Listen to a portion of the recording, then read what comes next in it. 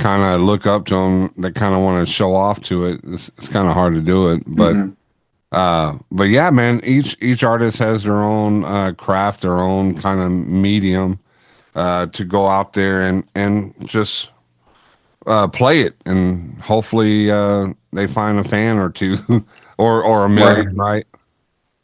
I feel like a lot of the bands that, they want to get big and famous, but, they'll start off writing really intense, structurally, like vibrant music. And it's, like I said, it is really cool that you can do that. But for example, you want a newcomer who wants to listen to the music to be able to listen to what you're doing, show them recognizable patterns first. Like I would never say, like even for my music, I wouldn't say, show a newcomer my music because yeah, it's recognizable, but like they're not going to understand what's going on. You got to show them, stuff like that's easier for the brain to digest when it is intense music and like without like talking your ear off. I think that's what we're trying to do. We're trying to write like intense, but also like it doesn't take too much to listen to what's going on. Yeah, and I totally agree with you. You know, you have it's like going into a cold swimming pool, man. You don't want to just Hmm. jump right on in there. You got to dip your toes into some of the beginner bands, and then go into more into the in depth, and then try to branch out through that way. Because someone that's listened to country music all their life and then go into deathcore or even or even straight Very up jarring. black metal, they're like, I don't know what to do. I don't understand what they're doing. They sound like crazy people. It makes my head hurt. But yeah, hey man, we're getting close to the end of the show. Kai, I want to just say it's an honor to meet you, man. I can't wait to hear more music that's coming out through your head. You know, I appreciate it, man. you know, I just I'm just really happy to finally got to sit down, have a chance, and don't be a stranger, man. Let me know if you come through Texas on your tour. We'll hang out, have a couple tacos, and talk music. Sounds good, man. All right, man. And if y'all want to check out his music, go on to the Spotify's and the Apple Musics, and go on to. I'll have his link to Instagram in the description.